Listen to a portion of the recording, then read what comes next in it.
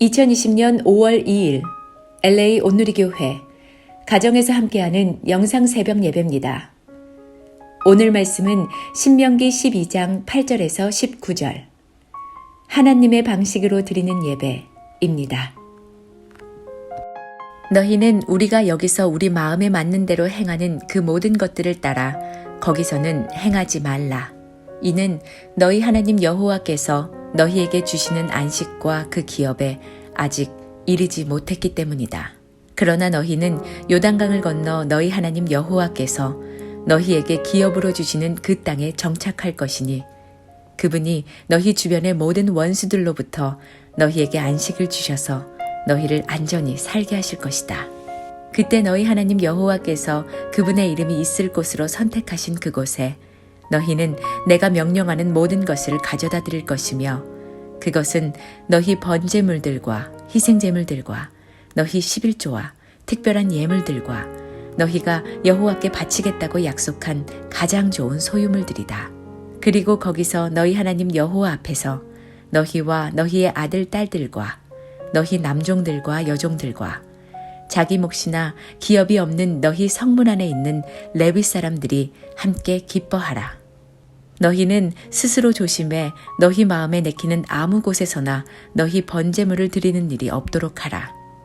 여호와께서 너희 지파들에게 선택해 주신 한 곳에서만 드려야 할 것이니 거기서 내가 너희에게 명령하는 것을 지키도록 하라. 그러나 너희는 너희 하나님 여호와께서 너희에게 주시는 복에 따라 노루든 사슴이든 가리지 말고 너희 짐승들을 너희 성안 어디서든 잡고 너희가 원하는 만큼 고기를 먹을 수 있다. 부정한 사람이나 정결한 사람이나 다 먹을 수 있다. 그러나 너희는 그 피를 먹지 말고 물처럼 땅에 쏟아 버리라. 너희는 너희 곡식과 기름과 새 포도주로 바치는 11조나 너희 소와 양 가운데 처음 난 것이나 너희가 드리겠다고 맹세한 것이나 너희 낙헌 제물이나 특별한 예물을 너희 성안에서 먹지 말라. 대신에 너희는 너희 아들 딸들과 너희 남종들과 여종들과 너희 성안에 있는 레위 사람들과 함께 너희 하나님 여호와께서 선택하신 곳으로 가서 너희 하나님 여호와 앞에서 그것을 먹고 너희 손에 있는 모든 것을 두고 너희 하나님 여호와 앞에서 기뻐해야 한다. 너희는 그 땅에서 사는 동안 레위 사람들을 무시하는 일이 없도록 조심하라. 할렐루야. 오늘도 가정에서 영상 예배로 하루를 시작하시는 여러분 주님의 이름으로 축복합니다. 우리 시간 먼저 함께 찬양 드리시겠습니다.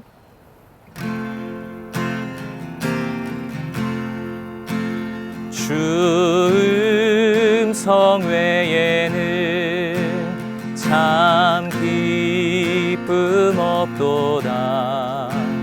날 사랑하신 주 늘 계시옵소서. 기쁘고 기쁘도다. 항상 기쁘도다. 나 주께 왔사오니 복 주옵소서. 그 귀한 언약을 이루어 주시고 주 명령 따를 때 늘 계시옵소서. 기쁘고 기쁘도다. 항상 기쁘도다. 나 주께 왔사오니 복 주옵소서. 나 주께 왔사오니 복 주옵소서. 아멘. 할렐루야. 5월 2일입니다. 오늘도 말씀을 사모하며 함께 하신 모든 분들을 주님의 이름으로 축복하고 환영합니다. 하나님의 방식으로 드리는 예배라는 제목으로 오늘 아침 말씀 묵상을 전하고자 합니다.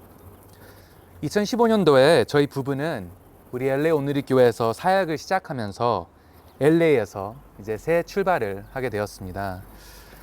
그 당시 저희 부부는 덴버에서 승용차 한 대로 모든 짐을 싣고 왔기 때문에 대부분 가구는 여기에서 새로 사게 되었고, 가구는 신혼부부답게 아이키아에서 다 구매를 했습니다. 그런데 이 과정에서 제가 한 가지 관과한 부분이 있었다면 아이키아가 다 조립식이라는 사실이었습니다. 하나하나가 이제 사용자가 다 조립해야 하는데, 그런데 모든 살림과 가구를 여기서 샀으니 조립해야 하는 양이 만만치가 않더라고요. 첫날에는 소파, 식탁, 책상까지 조립하고 지쳐버렸습니다. 그날 밤 프레임 없는 매트리스에서 저희 부부가 잠을 청했던 기억도 아직까지 있습니다. 이렇게 조립할 가구가 많다 보니 서둘러 빨리 끝내야겠다라는 마음이 앞섰고, 저는 결국 매뉴얼을 대충 훑어보며 느낌대로 조립을 하기 시작했습니다. 그러다 보니 못이 한두 개씩 남고 작은 부품들이 한두 개씩 남더라고요. 그래도 겉으로 보기에는 멀쩡해 보였습니다. 하지만 시간이 지나면서 이 가구들이 어떻게 되었을까요? 다들 예상하시는 대로 1년도 지나지 않아 다 상하고 내려앉기 시작했습니다. 매뉴얼을 제대로 읽고 신경을 써서 조립했던 가구들은 여전히 튼튼하고 쓸만했지만, 제 방식대로 만든 가구들, 매뉴얼 없이 조립한 가구들은 쉽게 망가지기 시작했습니다. 결국 이런 가구들은 이사하면서 다 처분할 수밖에 없었던 그런 안타까운 상황이 생기게 되었지요. 제가 여기서 한 가지 배운 레슨은 매뉴얼은 중요하다는 것이었습니다. 매뉴얼을 따라 만들어야 튼튼하고 오래 사용할 수 있습니다. 사용자가 내키는 대로 조립을 한다면 그 어느 제품이든 오래 사용할 수 없게 됩니다. 이것은 아이키아뿐만이 아니라 그 무엇이 됐든 해당이 되는 원칙이지요. 성도 여러분, 제가 이 말씀을 드리는 이유는 예배도 이 같은 원칙에서 발견되기 때문입니다. 하나님께 드려지는 예배 또한 우리가 분명히 따라야 하는 원칙과 규칙이 있다는 것이죠. 절대로 우리가 내키는 대로 우리의 방식대로 드려서는 안 되는 것이 바로 예배입니다. 오늘 본문에서도 이 부분을 명확하게 다루고 있는데요. 13절의 말씀 이렇게 적혀 있습니다. 너희는 스스로 조심해 너희 마음에 내키는 아무 곳에서나 너희 번제물을 드리는 일이 없도록 하라. 그렇다면 우리가 드려야 하는 올바른 예배는 과연 어떤 것입니까? 하나님이 기뻐하시는 예배의 모습은 과연 어떤 것일까요?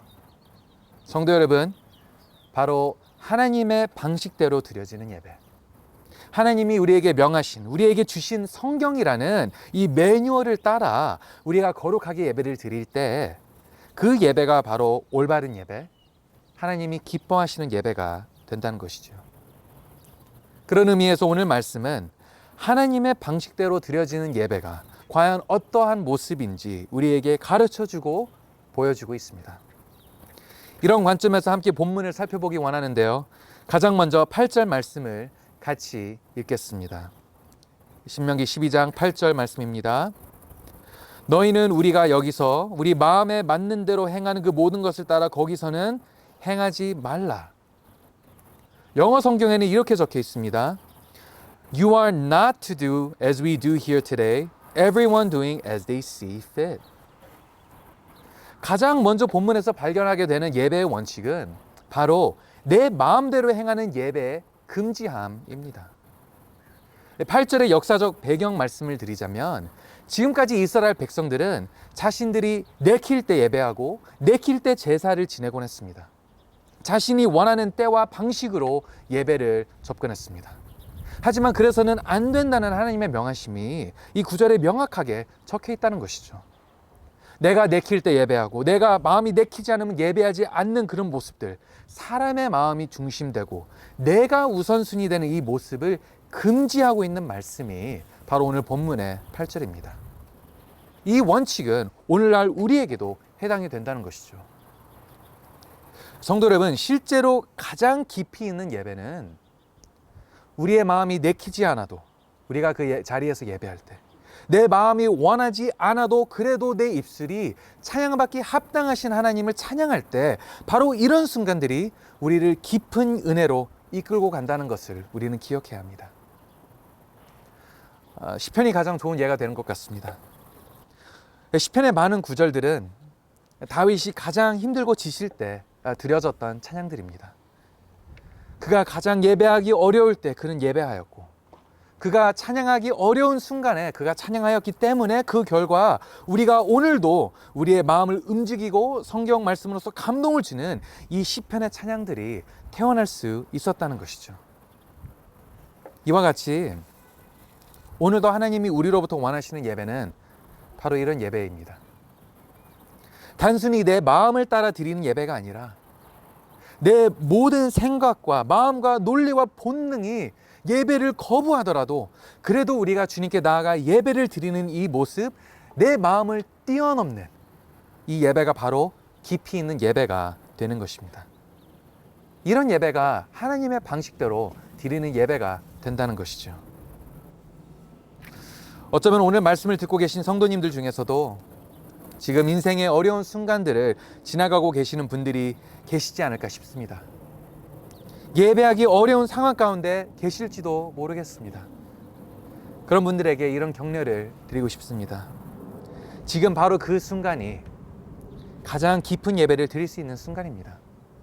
더 깊은 은혜의 자리로 나아갈 수 있는 기회입니다. 사랑하는 성도 여러분, 그 기회를 놓치지 마시고 예배의 자리로 나아가십시오.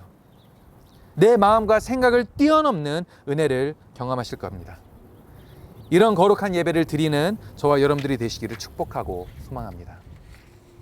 계속 이어 두 번째 포인트를 전하고자 합니다. 같이 11절 말씀 읽겠습니다.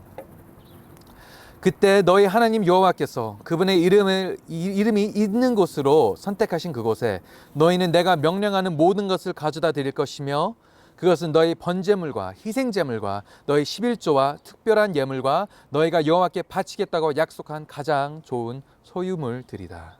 아멘. 하나님의 방식대로 드려지는 예배의 두 번째 원칙은 주님께 모든 것을 드리는 예배입니다. 11절 중반에 이렇게 기록되어 있죠. 그곳에 너희는 내가 명령하는 모든 것을 가져다 드릴 것이며. 참된 예배는 무엇을 얻고자 하는 데 목적이 있지 않습니다. 예배는 드리는 데 중심이 있다는 것이죠. 너무 많은 경우 우리는 무엇을 얻고자 예배를 드리는 것 같습니다. 은혜를 받고 내 기도의 응답을 얻고 내가 감동을 느낄 때 우리는 좋은 예배를 드렸다고 생각을 합니다. 물론 예배 이런 요소들이 결코 나쁜 것은 아니죠. 우리를 위한 하나님의 축복입니다. 하지만 성도 여러분, 예배의 주 목적은 언제나 드려지는 데 있다는 것을 저희가 기억해야 한다는 것입니다. 하나님은 우리의 예배를 받으시는 분이시고 우리는 예배를 드리는 자들입니다. 이 역할과 관계가, 이 관점이 뚜렷할 때 우리는 하나님의 방식대로 예배할 수 있다는 것이죠. 그리고 우리는 바로 그곳에서 더 깊은 예배를 경험할 수 있습니다. 저는 이 말씀을 묵상하면서 제 조카가 생각이 났습니다. 어버이날이나 제 생일 때 조카는 항상 저에게 편지나 작은 선물을 보내고는 합니다. 물론 크고 좋은 선물들은 아닙니다. 작년 크리스마스 때에는 축구공이 새겨진 양말 한 켤레를 보내왔더라고요. 그래도 조카에게는 최선을 다해 저에게 준 선물입니다. 연락이 와서 저한테 양말을 받았냐고, 그 양말 자기가 용돈 모아서 산 거라고 신나서 이야기를 하더라고요. 하지만 성도 여러분, 이 양말을 받은 저의 기분은 어떻겠습니까?